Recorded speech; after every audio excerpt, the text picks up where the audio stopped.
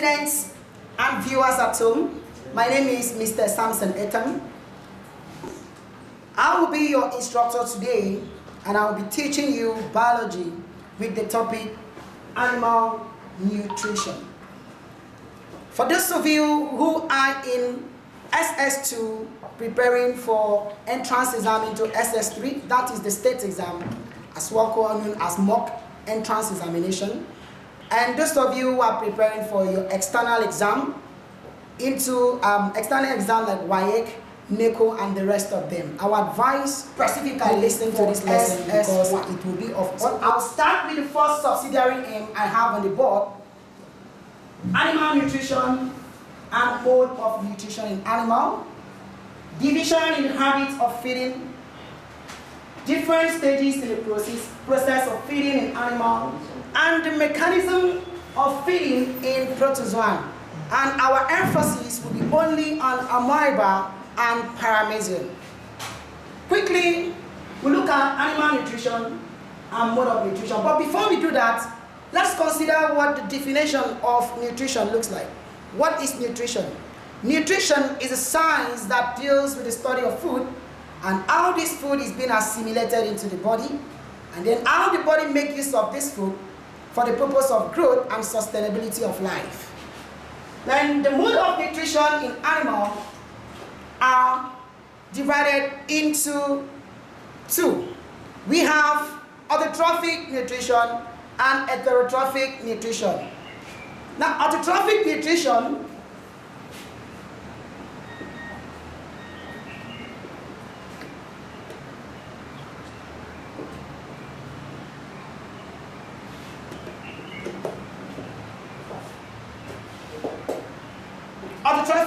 and heterotrophic nutrition. Autotrophic nutrition, here we specifically look at plants producing their food through the process of photosynthesis, and these plants under autotrophic nutrition, here plants produce their food by the process of photosynthesis, and there are some plants that do not photosynthesize but supplement their food. Either they are herbivores or insectivores. But our emphasis will not be on autotrophic nutrition, whereas it will be on heterotrophic nutrition, as the topic implies, animal nutrition. Under heterotrophic nutrition, from the name, this is an animal that depends directly or indirectly on the autotroph, which are plants, and they are subdivided into four.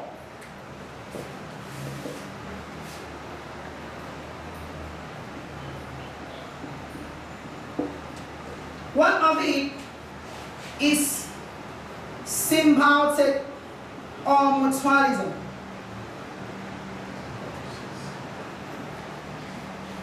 Next one is saprophyte, saprophytic nutrition.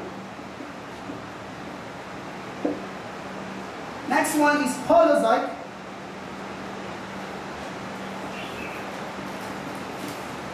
The last one under that group is parasitic nutrition. So let's consider these four types of heterotrophic nutrition. The first one, we look at symbiotic or mutualism. From the word symbiote and mutual, of course it's an English word, we know that this is a relationship where two organisms are involved. Both of them are called symbionts. One benefits and the other one also benefits. A typical example of this is one, rhizobium in the root nodules of leguminous plants. And rhizobium happens to be a bacteria that provide nutrients to the soil. In return, rhizobium gets protection from the soil or from the plants. Then the next one I want to give a typical example is the bacteria found in the mouth of a termite. This bacteria aids in digestion of cellulose in the mouth of a termite. In return, the bacteria also get protection, and not only protection, but also get food from there. Then the next example, a typical example, which I will give to you, is the bacteria found in the intestine of farm animals. Bacteria found in the intestine of farm animal are known to digest cellulose, because human beings, and one of those things that makes human beings unable to digest food or cellulose food or complex food like cellulose, which helps in good intestinal motility, is because of the absence of enzymes that is there. But in farm animal, we have enzymes that digest the cellulose. So those are the typical example of symbiotic mutualism. Now let's consider the next one, which is saprophytic nutrition. The word sapro is a Greek word meaning rotten. It means rotten. And when it has to do with nutrition, it means that this organism only feed on dead and decayed organisms which have stayed for long. Example of them is fungi and bacteria. A typical example of the fungi is mushroom, then bread mold, and the rest of them.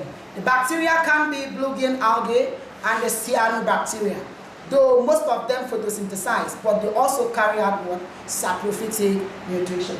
The next one I'll look at is holozoic nutrition. Here, it's this type of feeding in animal, talks about how these animals feed on solid organism, either plants or animal. So this type of nutrition talks about how these organisms feed on either plants or animal. And if you look at the holozoic type of nutrition, you will agree with me that they have mechanism of nutrition and the process involved in it, starting from ingestion, digestion, absorption, assimilation, and the last one, egestion. Like what we will consider all these processes I have mentioned in our next subsidiary, which is this different stage in the process of feeding an animal. But before I run into that, let me conclude the aspect of parasitic nutrition. Parasites, the name implies parasitic. We all know that the typical example of a parasite is Plasmodium that transmits, that causes malaria. And malaria has been one of those diseases affecting the whole world today. A lot of millions of people die of malaria. But that's not what we're going to talk about now. We're not talking about malaria, but we are rather talking about parasitic nutrition. Here, we have this type of feeding has to do with an organism feeding on another organism and causes effects. Either it harms it or it renders it useless, completely useless. And the one is feeding on is called the host. Here, this type of nutrition, the host suffers the pain. Meanwhile, the other one is benefiting from it. A typical example we have, before I can give the example, let's consider the types of parasite. We have a parasitic nutrition. We have, parasite, ectoparasite, and then the endoparasite. From the word ecto, it means outside. The word endo means inside. So it means that there are some parasites that are found in the surface of an animal. Example, ticks and lice. Then there are also parasites that are found inside the body of an animal, which are called what? Endoparasite. Now the typical example of endoparasite are the fluke worm, the liver fluke, Taenia solium. We also have Ascaris lumbricoides. All of them plays a vital, either a beneficial role, and also creates an effect to the animal itself. All right.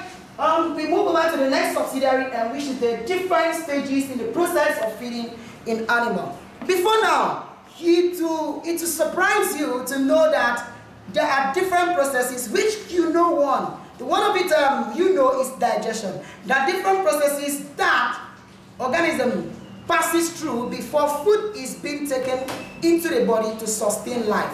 One of that process is ingestion. You will ask me, what is ingestion? From the word ingestion, it means taking in of food into mouth. Now, since we're looking at animal nutrition, we consider ingestion first. Ingestion is when an organism takes in food into the mouth. From the process of digestion, the food gets into the mouth and then moves over through the GIT, that's the gastrointestinal tract.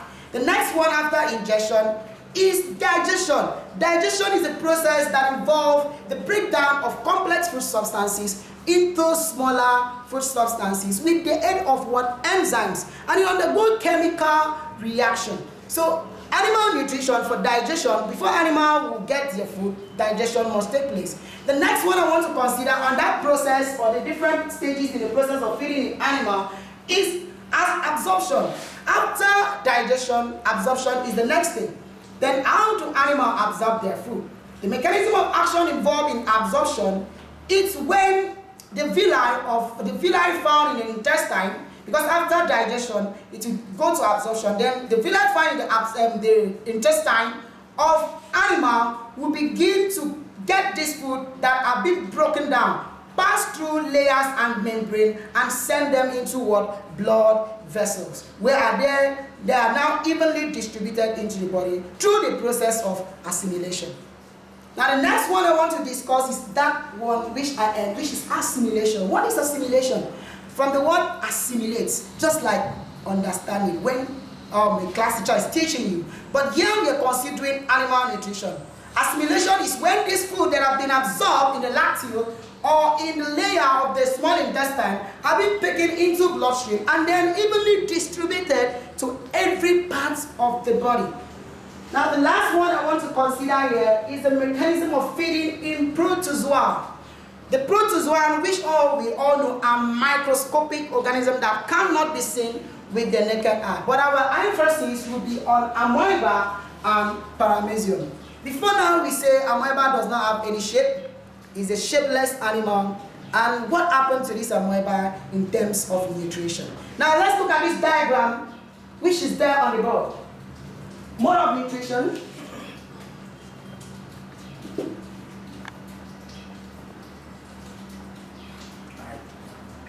Nutrition is simple animal, a typical example, amoeba.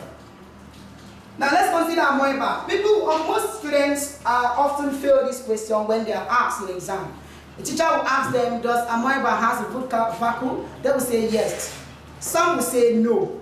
But I'm here to tell you that amoeba can either have a food vacuum and not have a food vacuum.